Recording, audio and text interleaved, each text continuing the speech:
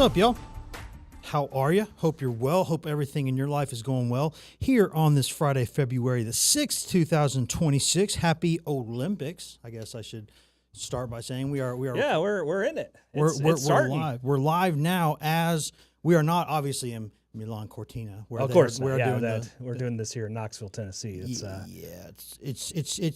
kind of a different environment. I mean, if you've been to one, you've been to the other. I mean, there's Da Vinci's all over the place at both. Both were major hubs of Renaissance revival Europe. It was nice when for the Summer Olympics in Paris there that we had Paris, Tennessee, so we could. That's true. The mini Eiffel Tower. And the mini Eiffel Tower. Yes, and some University of Tennessee athletes, some good ones over there. Yeah, there were a lot of good athletes coming out of Paris, East Tennessee here to in the Olympics. Typically, summer is more of our speed. I don't think winter is quite in the cards for the most Southeast athletes. Paris also needs an arch of triumph. That's what Paris, Tennessee needs, an arch of triumph. That's the triumph arch, yes. No arc, No arch. No, it's an arch. No, it's an arch. It's an arch. It's a triumph arch over there. We got a lot going on today, obviously, while the opening ceremonies are going on there in Milan Cortina. We are over here in Knoxville, Tennessee, talking a lot of Tennessee basketball, I would say, primarily today. Plenty of that to talk about. Plenty of that. The Lady Vols last night held on to beat Georgia. Not the prettiest second half, I would say, for the Lady Vols. Had to do a little bit of digging there, but fought, clawed, got it done late, despite a couple of there's some interesting calls there late. So saw Talasia Cooper there kind of losing her mind after. This is just another case of Tennessee just can't get a good call. I mean, it's kind of life on the road in the SEC is what it felt Fair. like. Or there was the play where Cooper fouled out what looked like a clean. It looked like a clean block on a three-pointer, but she was actually fortunate in some ways because her reaction to that, while justifiable in the moment because it was a wretched call, was a little excessive. And look, Kim went over there and got her and got her back over to the bench really quickly, and things calmed down. The Lady Vols won that game, held on, won by 5. So good win down there in Georgia. And Tennessee, the men, have got an even tougher test ahead of them this weekend, going to Rupp Arena up on the frozen blue tundra of Lexington, Kentucky. And I think Emily Ray Cochran and I will be there for that, and I think Elijah will be here anchoring. I think that's how we decided to split it up. And big one for Tennessee, 8:30 p.m. Eastern, of course. There's never an easy time or place, really no easy time to play in Rupp, certainly, or no time in the calendar, no time of day. But 8:30 at night on a Saturday when the locals have had plenty of time to imbibe the local bourbon and other fine spirits, that's a big one. And Kentucky is a team, if you were to take Tennessee and you were to take Kentucky and you were to put those teams on a neutral floor and say which of these teams is better, as presently constructed with a couple of the guys out for UK, I would say I think Tennessee is the better team. And I think you saw that there for a lot of the game there in Knoxville when Tennessee built that big lead and Kentucky only led for, I think, about 30 seconds of the entire 40 minutes. Now, that was the most important 30 seconds of the game, and Kentucky was a fair and square winner that day. But I think you saw there that, when they're both kind of playing okay, I think Tennessee's a little better. Now, going to Rupp, though, that's a little different story. Tennessee, the last I saw, anyways, was a 1.5-point underdog. That was late last night, so I suppose it could have changed this afternoon, but that's what I saw last night anyways. Kentucky being a 1.5-point favorite, that feels about right. And I honestly thought there was a chance it could be more like 3 or 3.5. But we're splitting hairs there. But I think Kentucky is, well, we say splitting hairs. I mean, there's a lot of people put a lot of money on this, so it's not just really splitting hairs. It's obviously a big deal. I'm not a gambler, but people are, and that's fine. It's legal. But it's no – I think that is a fair representation of sort of how close these teams are kind of in some ways. And you look at it just in terms of the pure metrics of it, I've said this for a while now, that the metrics like Tennessee more than the humans do. So the computers much bigger fans of Tennessee. Much bigger fans of Tennessee. In terms of, like, let's put it this way. For perspective, right now Ken Pomeroy has Tennessee 16th. Some others have them a little bit higher than that even in their metric rankings. And the humans have Tennessee 25th in the AP poll and just outside in the coaches poll in 26th. And it's not like if Tennessee were like a top 5 team statistically and they were ranked at 25, I would say, okay, that's disrespectful. But the difference in 16 and 25, it's a difference. There's no doubt about it. I mean, if you're thinking about just in terms of seeding for a tournament, if you're a 16, that means you're a top 4 seed, right? And if you're a 25, that means you are, what, a 6 seed roughly? And so, yeah, that's a big deal because the top 4 seeds from each region are the ones that you expect to sort of advance and go on to the second weekend. So if you were a 4 seed versus a 6 seed, that's quite a bit of difference in terms of who you're playing in the second round. Probably at least a slight difference in what kind of seed you're getting in terms of location. If it works out in your favor, they try to shoehorn that in. It doesn't always work sometimes. For instance, you got to be the one out west or there's just – there's a bunch of teams on the East Coast that are good and not as many on the West Coast. Somebody's got to go west, and it'll be you. Go west, young man. Sometimes that happens. But so I won't sit here and suggest there's not a difference in those things. There is a difference, but I think right now, if the bracket were to be unveiled right now, Tennessee most likely, I think, would split the difference there and be about a 5 seed. That would be my guess. Now, what's interesting is that always goes back and forth, right? I mean, it's some of these leagues, the Big 12, the SEC. I mean, your fortunes can change pretty radically in terms of league positioning within a week. Now, by this point in the season, you are more or less, unless you just go on an absolute tear or you absolutely fall apart. By this point in the year, the computers have a pretty good read on you in terms of, unless you just get super hot or super cold, or let's say you lose your best player. Let's say your best player hasn't played all year, but now he comes back or now he's getting healthy. These things can change you a little bit, but by and large, you're kind of grouped around where you are a little bit. And right now, Tennessee, in terms of that, I'll go by KenPom first, has got Tennessee 16th overall and has got Kentucky 31st overall. So I think it's fair to say, you put these teams on a neutral floor, they both play an average game for what you think they're capable of.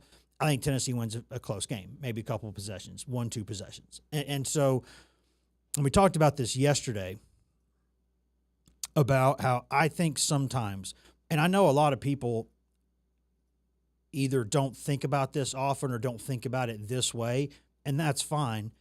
But I think going on the road and going to a neutral site inherently are not the same thing. So we talk about all the time about teams during the season.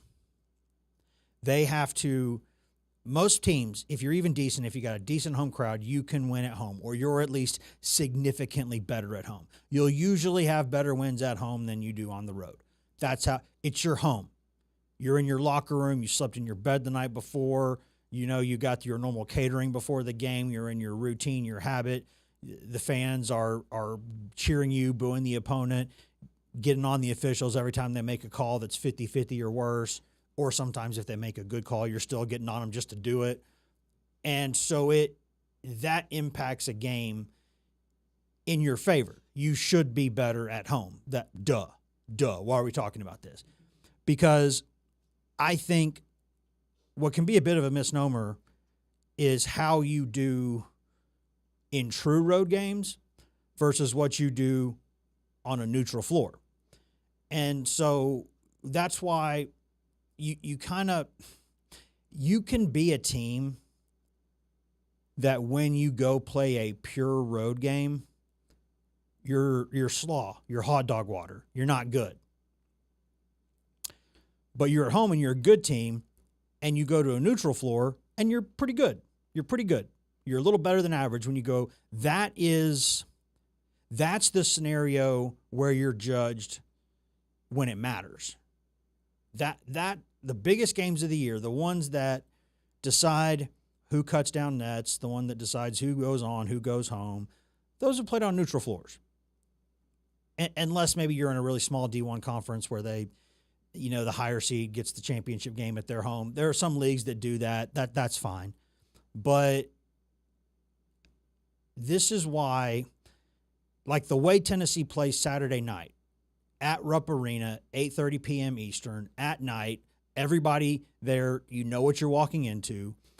If Tennessee goes out there and loses, if they lose by 30 points, I'll be like, okay, guys, that's not good. But if they went there and they lost a fairly close game, anywhere up to like 10 points or so, there will be a narrative after that that's not good, and I won't buy it because there's nothing that you will do in the postseason that mirrors exactly going to Rupp and playing Kentucky. And so that's why when people are looking at these resumes, it can be super important, those early season games, even though it's a long time ago, those games on a neutral floor where we saw Tennessee beat Houston on a neutral floor. We also saw Tennessee on a slightly favorable neutral home floor get run out of the building by Illinois. But as I've said all along, as someone who watches a lot of basketball, I think Illinois is one of the best teams in the country. I think Illinois, when it plays its best, look the heck out. I think that team, I laugh because there are people still saying, is that a legitimate national title? Yes. Watch around college basketball. Tell me what that Illinois team doesn't have. That team did what only maybe Florida has done to Tennessee recently, which is just purely out physical and out tough Tennessee. Houston did it last year. Florida's done it in Gainesville the past 2 years. And Illinois did it. And Illinois has also got some shooters. It's got some slashers. It'll defend. It's not maybe what you would call elite at point guard, but it's good enough. I just really, really like that Illinois team. And so we've seen Tennessee be pretty good on neutral floors. And so, yes, if you go away from home in a true road game and win, that will mean more on your resume than anything else. And I understand why. But when you really sit back and think about it, it's not the same thing. There is perhaps a slight asterisk there because what are the fan bases in the country that will travel to every postseason every year and almost always have more fans than yours in the building? There's only a few of them. Kentucky's one of them. So if you go play Kentucky like last season, it was pretty decent, actually. Tennessee did, I think, a pretty decent job having about almost as many fans as Kentucky in that Sweet 16 game, and they beat them up there. And that was a good game. Tennessee was the better team, punked them a little bit, and won the game. But when you go play Kentucky in the SEC tournament, even when it's in Nashville, the best Tennessee can usually do in that case is about 50-50 with Kentucky fans. And sometimes it's less than that. Now, I'm talking recently. Before that, before the past 7, 8, 9 years, there's no contest. There would always be more blue, unless Tennessee had cycled up and had a great year. But what I'm saying is it's if you play specifically a Kentucky or a UNC or a Kansas even or one of those, you will, Indiana I would put in that group too. There are some that you would expect them to care more than you do because that's what their springs have been built around for the past couple of decades. Basically, for generations, their springs are built around what's spring break? That's the conference tournament. Where is it this year? We're going. Where's the postseason? We're using vacation days. We're going. That's what they do. That's their culture. They're basketball schools. And so, and not that Tennessee's not. Tennessee's as close to an everything school, I think, as it gets, basically, in terms of when you compare the size of the crowds for football and basketball and women's basketball and baseball, you put all that together, There aren't a lot of places like Knoxville, Tennessee, which is why they call themselves America's College Sports City, which sounds pretentious, but prove them wrong. Prove them wrong. I don't know if you can with the number of people that go to their games. I just don't think you – we could empirically look at the numbers. I'm pretty sure Tennessee's out or near the top of that list. Average crowd for, football, for men's basketball, women's basketball, baseball, put them together, softball, throw it in there too. All those. And so, yes, it's a big deal, but to me, it's not the end of the world. Now, you would like to see Tennessee play well this weekend, and you would like to see Tennessee win that game. It is a winnable game for Tennessee. But I have this thought before we move on and talk about other things here. And we'll hear from Rick Barnes here in the second segment. He's talked about Kentucky and some other things. Before we get to that, I just wanted to throw that out there that I can see a scenario where things don't go well for Tennessee this weekend and people make way too much of it. Just like I can kind of see a scenario where if Tennessee goes there and wins, maybe get a little bit more excited than you should. But I would say Kentucky's won, 7 of its past 8, 11 of its past 14. Despite a couple of key players going out, they've gotten better. And they play for 40 minutes, as you're going to hear Rick Barnes say in the next segment, again and again and again. If you don't compete for 40 minutes, they got a good chance to beat you because they do not quit. They've come back from multiple double-digit deficits in these wins. They play fast. They can shoot. They can really shoot. So you got to chase them off the line. You got to build a wall and rebound. You got to do what you do if you're Tennessee, because if you let these guys get hot from the perimeter and you don't chase them off the line, you're going to be in for a tough day, a tough night, I should say. But it's going to be fun. Looking forward to that for sure. It's always, the trip to Rupp every year, and it's going to be about 9 degrees outside, which is about right. I think the low is going to be seriously 10 degrees tomorrow in Lexington, which that tracks. I could go there in June and it's going to be in the 20s. That's just how it is. And I can say that because my mom's people are East Kentuckians, and that's my ancestral homeland in some ways. And I can talk bad about it if I want, and it's cold. I say same here.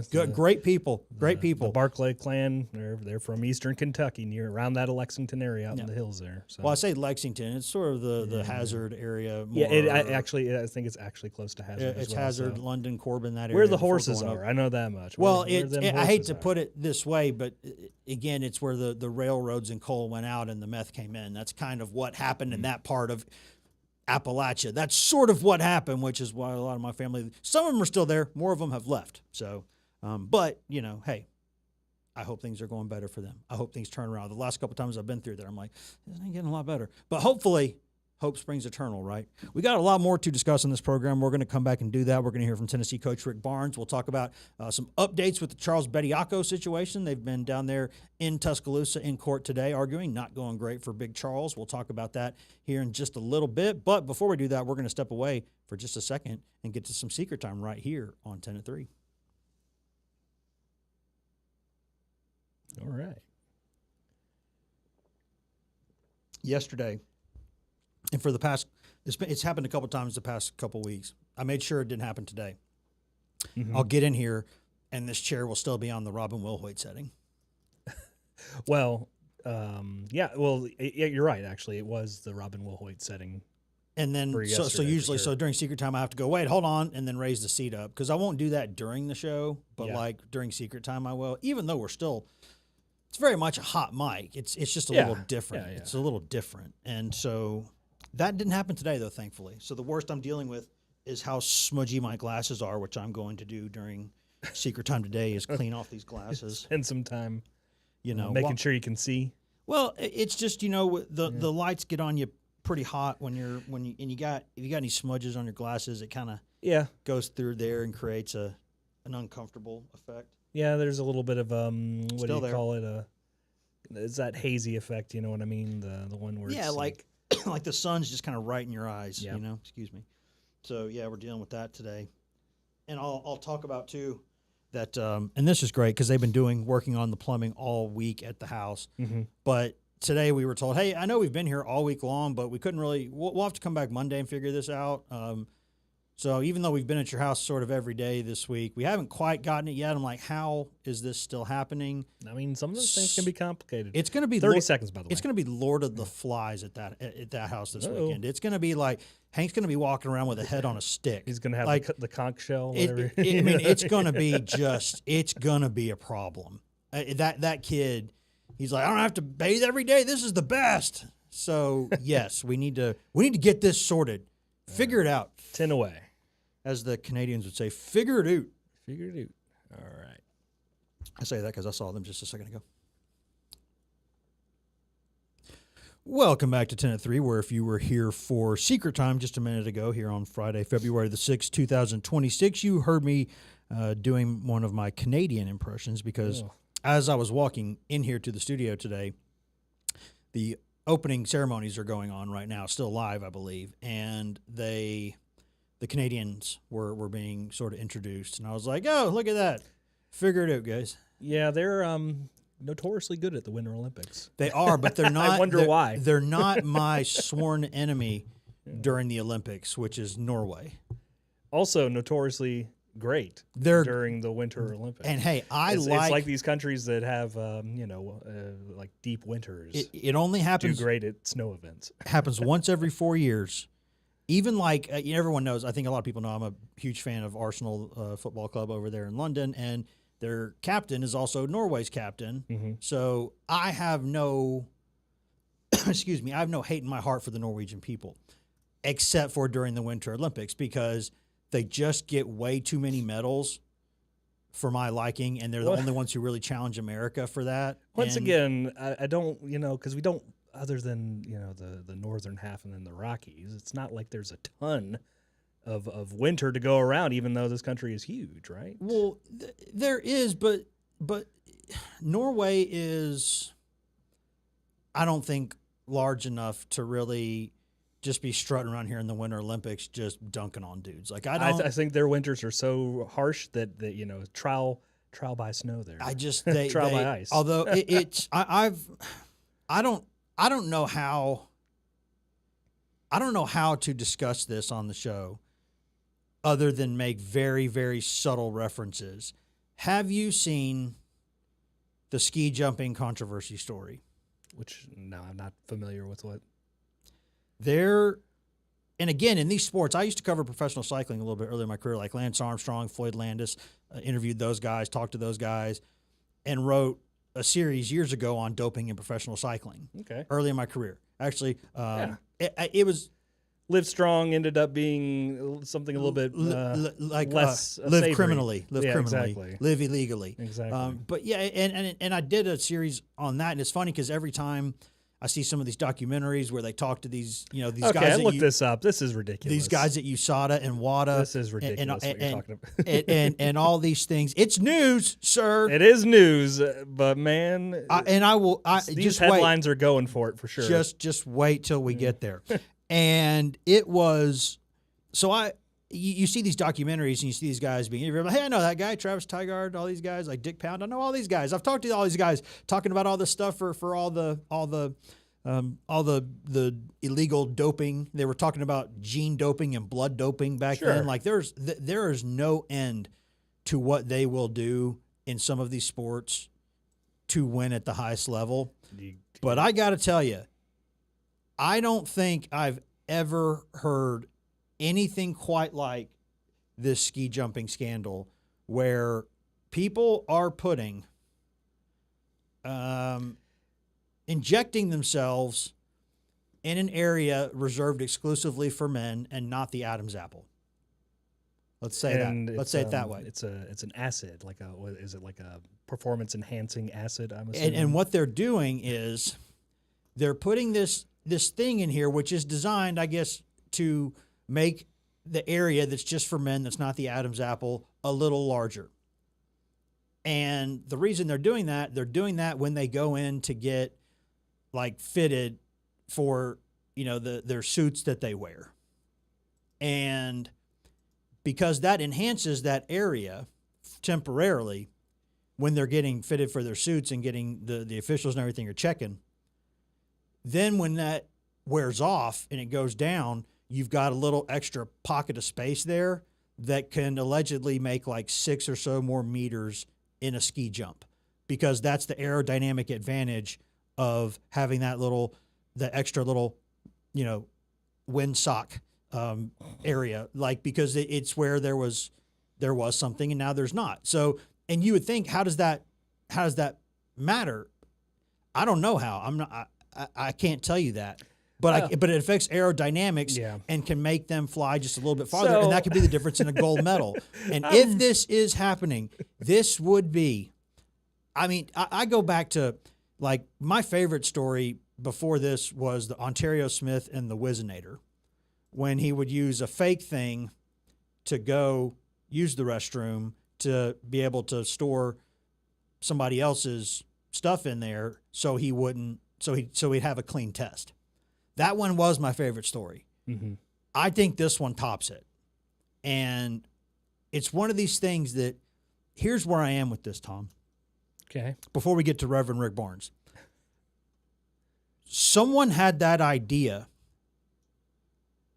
first and shared it with another human. And to be a fly on that wall, to where someone's like, hey guys, so I got an idea. They were like, what is it? He's like, okay, bear with me. What if we inject ourselves and we'll jump farther? And I imagine, just ironically, the stones it would take to share that opinion with somebody else. If that's real, there was a genesis somewhere, right? There was someone who sat around and said, guys, they're like, we're looking for an edge. No bad ideas in this meeting, guys. No bad ideas. He goes, okay. He raises his hand. Well, you said no bad ideas, so I got an idea. Yeah. So just to be clear, though, this was all about trying to expand the amount of fabric that could produce lift while they're in mid-jump, correct? Yes, because in order to when it goes back down, because when you get fitted for the suit and measured and everything, it's there, and then when it wears off, you have that extra space and the extra fabric in the suit that helps you air. I would have thought that would cause more drag, but apparently I would have thought so too, especially the angle that they're going at, right? Because I'm not. Yeah. Anyway, that's what I'm saying. This is ridiculous, and it does sound like they've made some changes to the.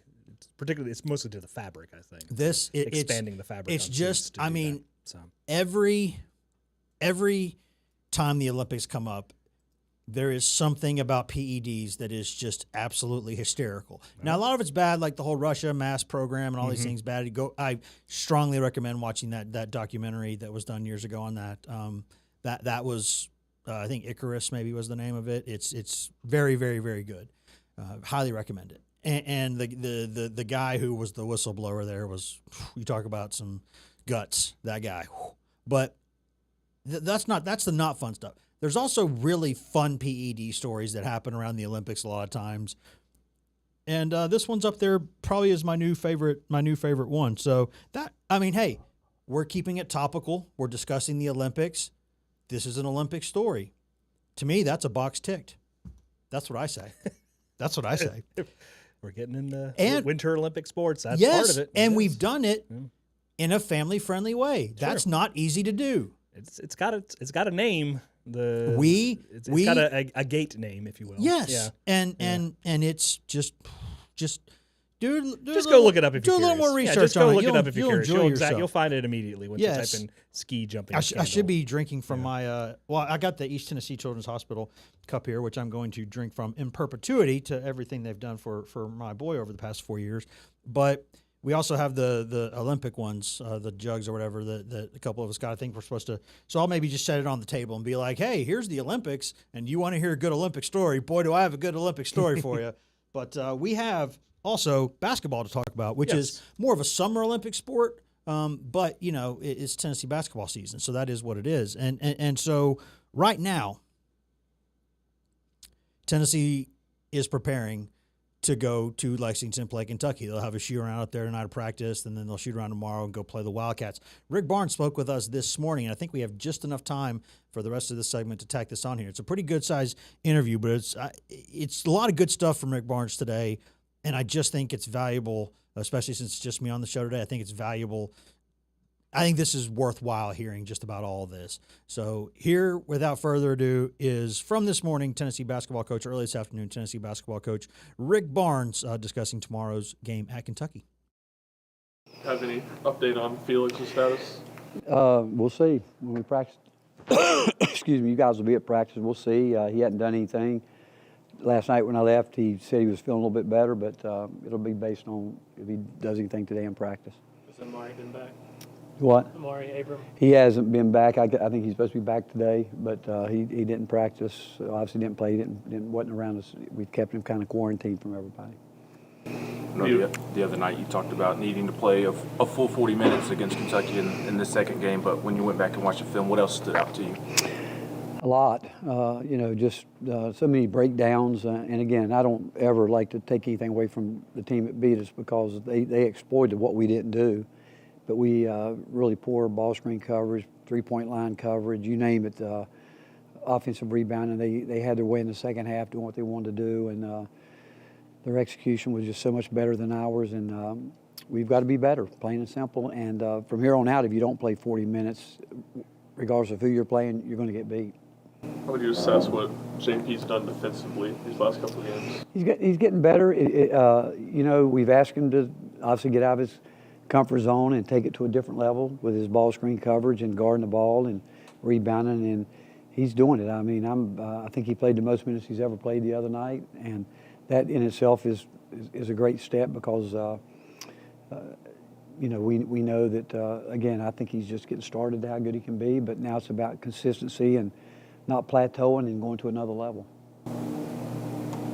Where do you feel like this team is different from that first matchup with Kentucky heading into the second one? Well, obviously a little more experienced because of just playing games and starting to more guys are involved. More guys I think are really finding their role, what they can do, and how they can help us, and a little more balance than we had back then. Bishop, I'm sure you guys expected the defense to be where it's at, but did you anticipate his offense and kind of confidence on that and growing the way it has this season? Well, we know we needed him to. We knew that because when you're thinking about a backcourt and he and Jacoby, we would like to get some scoring production obviously out of both of those slots, and but Bishop's worked so hard at it, and he's got so much more. I was talking about after the game the other night. He plays so hard defensively. He just needs to slow down a little bit offensively and see it a little bit different than he is right now. But again, he's making great progress, and he will continue to get better because of just his commitment to the game. Seems like there's a couple of times where he'll hesitate before he shoots his shot. Are there times you see on film where you'd like to see him as soon as he catches the ball go into his shot? I think he knows when to shoot it. I think he understands. That's where he's gotten better, the flow of the game. I mean, I would say to anybody, if we've come down the court and missed 4 or 5 three-point shots and they're not going in, that's somewhere we got to go find a different way to do it. And so that's where he knows when it's time for him to shoot it and when it's not. How is Nate playing the game differently right now than maybe October, November? I think he's seeing it different. I think that's the biggest thing. He's a terrific passer, good in ball screens. I think that he was anxious to score the ball, probably more so, and he's so much more than that. He can obviously shoot the ball, score the ball, but he's starting to understand all the other parts of the game. And I think one of the toughest things is when players go in a game thinking, I got to make shots, as opposed to going in thinking, I got to play the game. I've got to do what the scout report says on both ends of the court. And I think the most instinctive thing they do is shoot. That's what they do instinctively. So that's something I don't think most players should be concerned about. They should be about, what do we have to do to execute this game plan? And I think that's where he's improved probably more than anything. After the last Kentucky game, you were frustrated with how you guys were closing halves. What do you feel like has been different in that? Maybe just simply getting burnt so many times, by going to the stove and getting burnt. And we had those when we went through. We were really struggling. We just had no awareness of how important the ball. We're throwing the ball all over the place. Bad shots, shots at the wrong time by the wrong players. But the biggest thing was just throwing the ball away. Just you turn the ball over. I mean, if you get more shots than your opponent, most times you're going to be in pretty good shape. And we were just giving up so many opportunities that just kept digging herself into a bigger hole than we needed to be in. Talk about Bishop being one of the hardest workers on the team. He was getting up extra free throws at the end of that win the other night. What else does he do, outside of practice or in practice that maybe stands out about his prep and how he prepares for games? Film. He spends a lot of time with film. He's developed a great relationship with Riley Collins, and they watch a lot of film together, above and beyond what we do. But Bishop is, he's wanting to be really good at this game, and he's starting to learn how to be a student of the game too. And but he puts a lot of time in off the court watching film. Coach, after the way that the last game against Kentucky finished a little chippy right there at the end, what do you kind of expect, and what do you? I don't expect anything. I have great respect for Kentucky, and that happens in games. Anytime you're in a competitive situation, some of that can happen. I don't think there's anything there. I'm not going to blow it because I don't think it is anything. Everybody wants to talk about revenge game. It's the next game. I don't care. I've never believed in that. I believe that I don't care who you're getting ready to play, whether it's Kentucky, whether it be Arkansas, whether whoever you want to throw up there. It's the next game. And whatever you got to do to get yourself ready to play. And I think it always goes back to your preparation with your game plan. Just get locked in on that. But I've also been around long enough to know that, guys are competitive. I mean, Kentucky's competitive. My guys are competitive. And these things might pop up, but it's not a big deal. What are you telling your team in the sense of just telling a lot of these guys that have never played over in Rupp of just what kind of environment it's going to be over there? Have you ever played at Auburn? You ever played at Arkansas? I mean, those places are the same. I mean, every place is a great arena. I mean, that's what I think separates our league from everybody in the country. Wherever you go on the road in this league, you are going to get a hostile environment. I think more than any league in the country. And so they're used to it, and you got to go in and play the game. That was Tennessee basketball coach Rick Barnes speaking with us this morning. Obviously, Emily Ray Cochran was there. You were able to hear her voice in there asking a couple of good questions. And so I think the news that's come out after that, because what happens is the interviews happen and then they go watch film and then they come out and practice, and that practice is open. And during that open practice, Amari Abram was out there partially.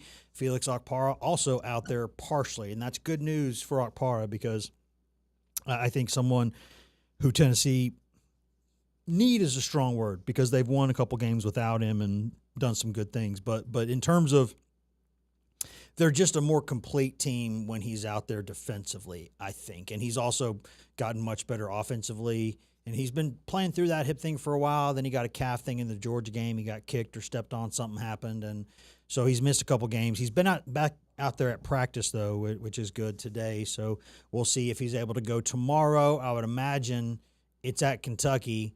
Knowing Okpara, he will be demanding to play because when he was dealing with the hip stuff, they tried to make him not practice a couple times, and he said that I'm practicing. They're like, no, we're telling you to rest. He's like, I'm not gonna. And like, I'm 7 feet tall, you make me. And so he's a tough kid, and so he's going to want to be out there playing Kentucky, obviously. So we'll get a more update on that tomorrow. Emily and I will be up there. We'll give you live updates of what's going on beforehand. We'll be up there, I think, going live in some shots in the news before we go before the game tips off. So we'll have plenty of stuff from there, and we'll be there tomorrow night. So we'll have that covered. We'll talk about it a little bit more and some other things, perhaps the Charles Bediako stuff. There's some stuff going on down there in court. Dun dun. So we'll go talk about that here after we take a quick break here on 10 at 3. All right. Secret time. Got what, 2 minutes? Yeah, 2 minutes in this break. Enough time for me to continue being upset about local utilities boards and plumbing companies. Yeah, sure. Why don't you let the folks know what's going on with that drama that's been going all on. week. Yeah. It's been going on, and I know that, hey, they're working. It's not one of those deals. It's a complex It's not one of those deals where you see you drive by like on the road and you see a crew and it's like 20 people and like 3 of them are doing something, the other 17 are watching. And they've been working. I've been there all week, and we have security cameras around the property, so I've been able to watch them go about their business and hear them when I'm trying to get an extra hour's sleep after work, after drop off the kid at school in the morning, take a couple little hour napper or so, and then come into the office. And so they've been working, but today I thought they really maybe only had one more day of work, and they finally figured something out. And then they're like, we can't come till Monday. It's like, okay, well, you know that like we still live here Saturday and Sunday, right? Like we're still here, right? With the pregnant wife and a toddler, and I'll be gone, Saturday for a good bit of time. Like, so just leaving this poor pregnant woman in here to deal with all this stuff, and like, come on, let's figure it out. Let's get this sorted. It's been 30 away. It's been aggravating. Well, some things, just don't come particularly quickly when they need to make some serious repairs or I understand. adjustments. I understand.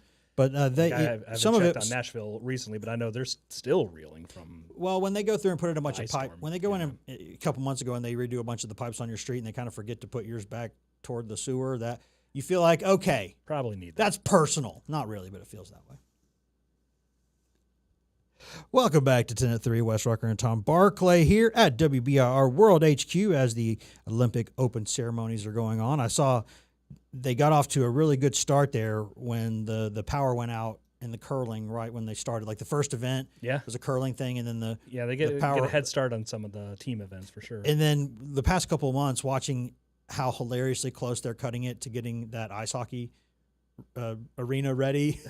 That's been sort of fun because hey, we don't have to do the hockey, and so it's what was going on. Okay. They didn't know how to build locker rooms. They were way behind on schedule. It's like some of the world's best players are coming here. You know what I mean? Mm-hmm. It's like you got to get this sorted, guys.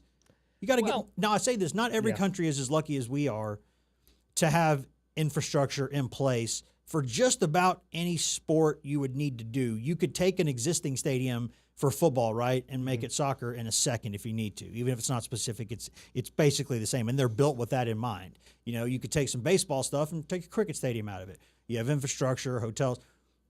There's not a lot of – we take this for granted. There's not a lot of countries that truly have, like, you go put an Olympics here, and there's not a lot of stuff you really got to build. Just maybe improve a couple things, right, and make sure traffic's cleared for the marathon and stuff. Like, it's not – we're lucky in that way. But other countries, they're like, Italy, like, do you have a hockey arena? No. Like, it's Italy. I don't think they're playing a lot of hockey there. You know what I mean? Well, I think it's fair. Up in the north, fair. maybe. It is kind of fair there. Up in Turin, up in Turin. They're probably, sure they do. They're on the Alps up there. I think pretty much most countries have a hockey, or some sort of ice arena, But they're also like, they're using, like, for instance, this is a separate sport, but Tennessee's Andrew Fisher, baseball player, was Tennessee's star third baseman last year, All-American, really good player. I think second round draft pick maybe of the or first round draft pick of the Milwaukee Brewers. He is going to play for Team Italy in the World Baseball Classic. Very nice. So he's got, make your own joke here. He's from New Jersey, so he's got Italian heritage, and he's going to play for that team, which we've seen some Tennessee players play for, and guys who are, like Israel, Italy. A lot of these guys, like if you're a Jewish American baseball player, a lot of times you can get on the Israel team, right? If your grandparents were born in Italy, I think, or you have that, there's line where you can go play for Italy. Like different countries have their own rules. Yeah, exactly. I think the countries like Mike Piazza was able to do it years ago. So there's lots of stuff going on there, but I that just was funny to me that the very first thing that was like the power going out, where I was like, that's about right. That's about right. They have been, by the way, completely switching gears. There's been a lot of stuff going on with Charles Bediako that has been going on in court today, and it doesn't look to me like things are going great for him. And there was the big news going into this hearing of Greg Sankey, the SEC commissioner, just kind of dropping a nuke on this whole thing by saying he doesn't think Bediako should be able to play, and he thinks that the court should stick with the NCAA rules on this.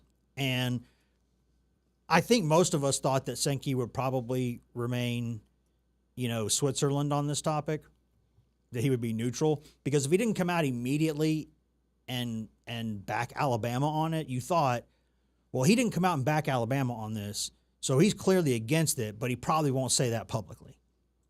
Just doesn't seem like the kind of thing Greg Sankey would do. There are people out there who know Greg Sankey much better than me, but that just does not, going that publicly against one of your own just doesn't doesn't seem like something that he would be doing, and because that's an SEC team that with that player eligible maybe has a better chance once everybody else gets healthy. They start playing better basketball. That's a team that could make a run in March. I still think that. So that was a little surprising to hear that. But going into it,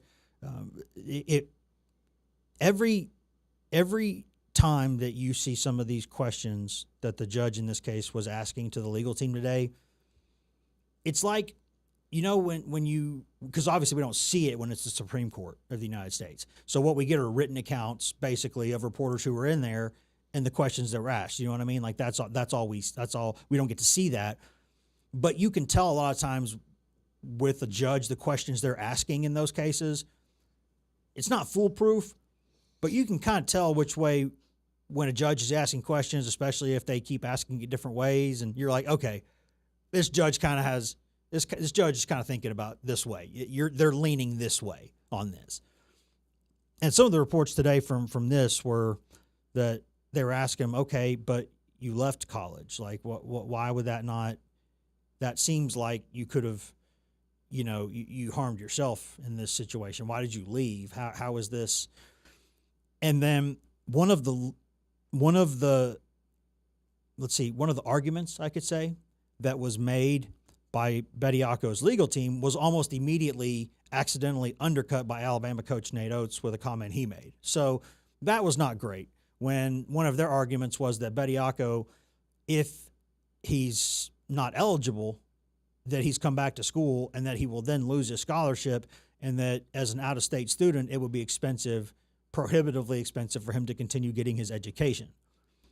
Which, if that were true, it's an interesting legal argument.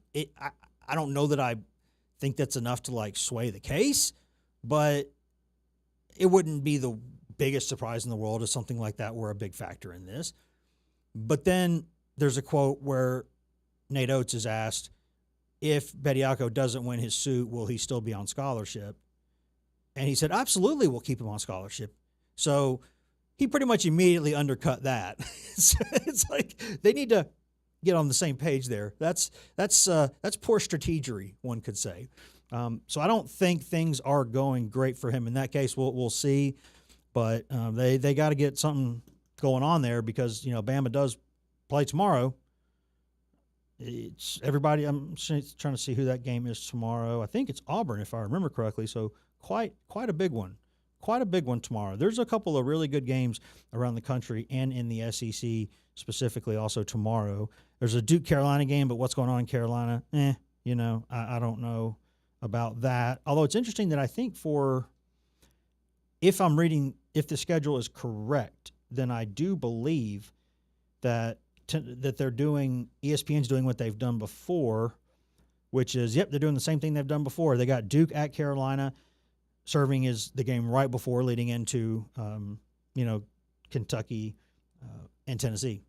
So it's like if you want to see how big kind of a deal this rivalry is and what they expect these teams to be, that's a pretty good sign of respect for both programs, I think. You've got a Duke Carolina, and then you're like, okay, you got a bunch of people watching. What are you going to have on after that? Oh, Kentucky, Tennessee. This happened multiple times in recent years. I think it's a pretty good compliment, really. This is where they consider this game to be. Because I would say that, I say undercard, 6:30 versus 8:30 on Saturday. 6:30 is the more prominent slot. If it were 7 or 9, maybe, or 4, 5 or 7, then you'd say the 7 o'clock. But 6:30 is probably more precedent over 8:30. But still, that's not apples and peanut butter there. Those are not the same thing. These are close enough. This is apples and oranges, apples and Granny Smith apples. This is close. And I think it's a good sign of respect for Tennessee. And I think it's a game that there's a lot that I don't think it's the end-all be-all, but it is an exciting game. And it's a test for both of these teams and where they are right now that I find fascinating. Because Kentucky has kind of gone from this team that all the talk going into the season, there's 22 million plus allegedly, reportedly, we don't know specifically, but reportedly put into that team from reputable outlets reporting this stuff, which would be probably the most in the country. And they were bad early on. Not mediocre. They were bad. They're pretty bad early. They lost some games. I mean, Gonzaga just humiliated them. They had a couple bad losses. And so they kind of became a punchline. You spent all this money, you wasted all of it, the pressure on Mark Pope, you could tell it was getting to him. I think he's a stand-up guy. He did a pretty good job taking the blame and deflecting it away from his players, saying, this is on me, don't blame them, I'm the coach. Commendable in that way. There's a reason why a lot of people like Pope.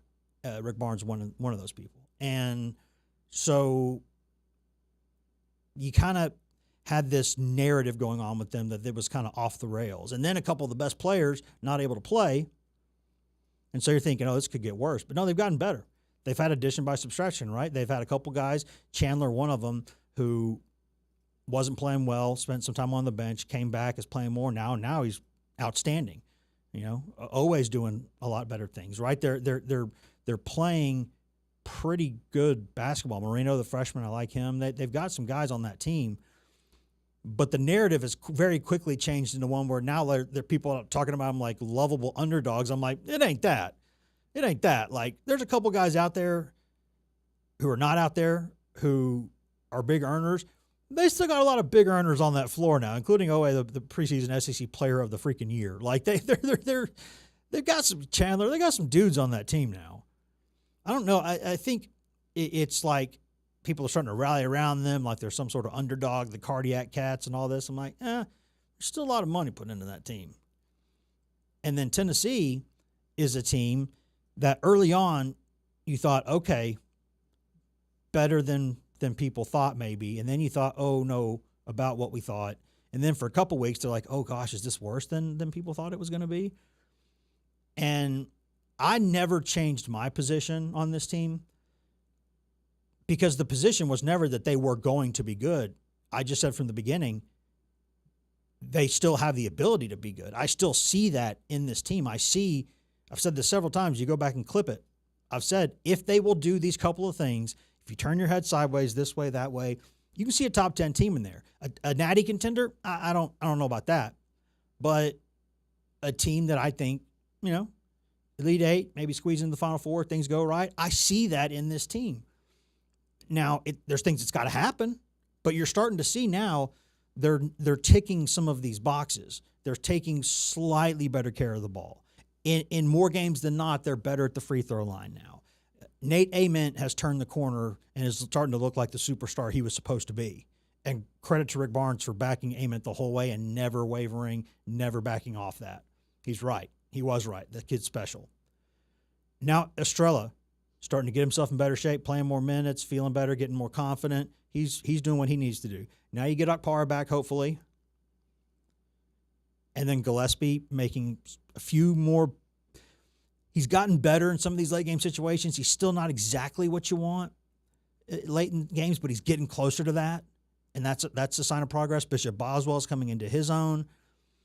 There's a lot of good things happening with this team right now.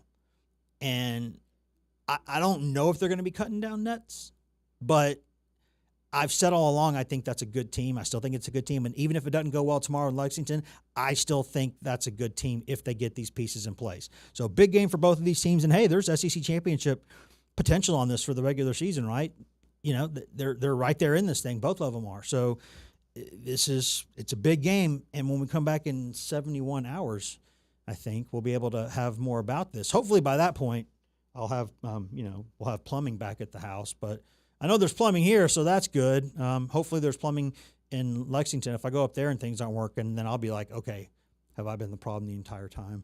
So we'll be up there. We'll have a lot to report on it. We'll see what's going on. Obviously, big one with Lady Vols this weekend, too. We'll have stuff on that Monday with the big game this weekend after their win last night. So lots to discuss, lots to be out. I know there's still a little bit of winter weather out there, so be careful out there on the roads this weekend. Don't do anything dumb. Don't be foolish. And we'll all reconvene here and have a lot more ball. And who knows what Olympic chicanery, what Olympic shenanigans we'll have to talk about in about 71 hours. So until then, have a good weekend. We'll see you in 71 hours.